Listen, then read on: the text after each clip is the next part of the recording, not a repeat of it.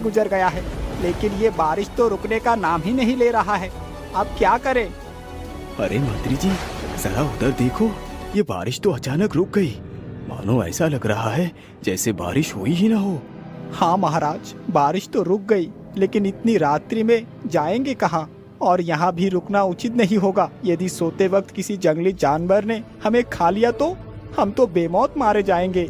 ओहो मंत्री जी, आप तो कितने डरपोक हैं। चलो हमारे साथ, हम प्रयास करते हैं, रास्ता तो मिल ही जाएगा।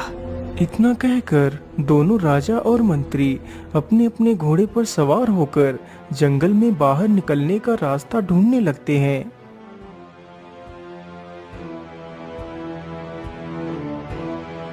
महाराज, हमें रास्ता ढूंढते ढूंढते तो काफी समय निकल चुका है, लेकिन अभी तक बाहर जाने का तो कोई रास्ता नजर नहीं आया।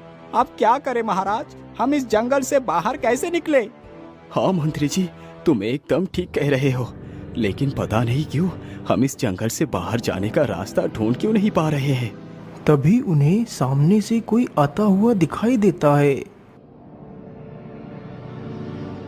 महाराज, ये कोई सामने से आ रहा है।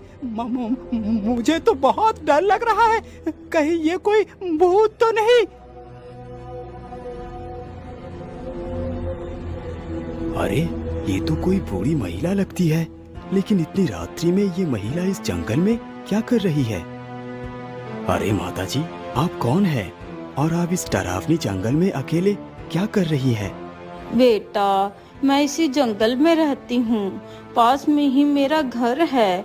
लेकिन तुम कौन हो बेटा, और तुम इतनी रात्रि में यहाँ क्या कर रहे हो?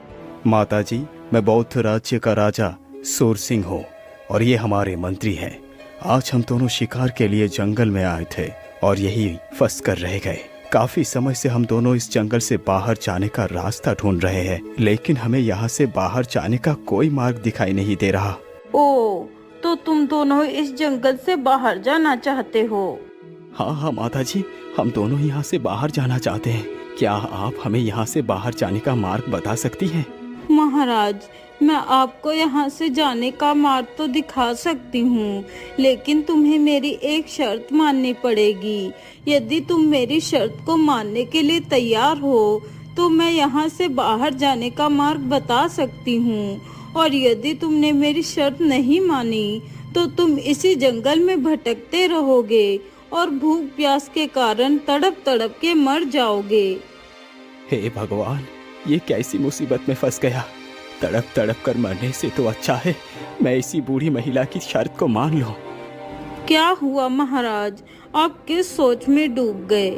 नहीं नहीं माता जी, किसी सोच में भी नहीं। बोलो, मैं आपकी शर्त मानने के लिए तैयार हूँ। तो फिर ठीक है महाराज, सुनो मेरी शर्त। मैं इस जंगल में अपनी बेटी के साथ रहती हूँ।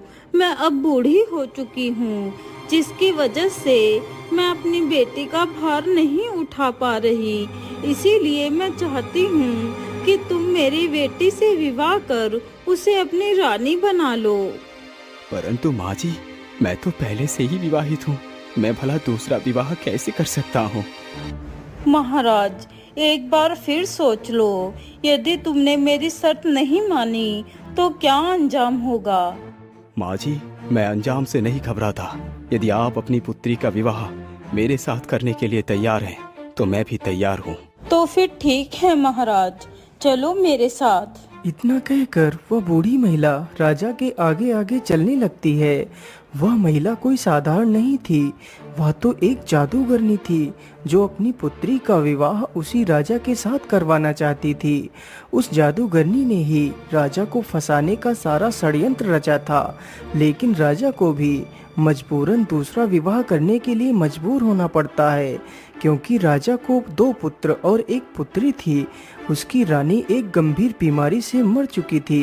वह जानता था यदि उसने दूसरा विवाह किया तो उसके 3 बच्चे दुविधा में पड़ सकते हैं। रुक जाइए महाराज, यही हमारा घर है। आइए महाराज, घर के भीतर आइए।